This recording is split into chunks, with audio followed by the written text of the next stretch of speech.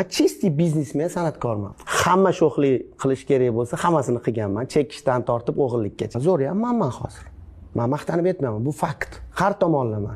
Bizda jiddiy musiqa yo'q O'zbekistonda. Biz plagiat qilamiz.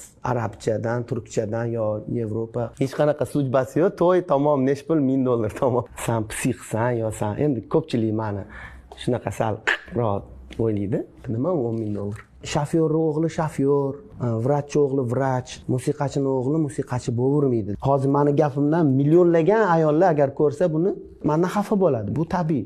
Erga tegish gunoh emas-ki. 15 marta uylanib bu gunoh emas. Fikrsiz ayol bilan qanaqa yashash mumkin? Aytishadi-yu, даже 5 vaqt namoz o'qiysan, bu qabul qilinadimi yo'qmi, buni bir Xudo biladi. Namoz o'qish keyin juda qiyin narsa. To'g'ri, 5 minut vaqting ketadi, lekin bu juda qiyin narsa. Ahamiyatga ega bo'lmasa, men yutaman.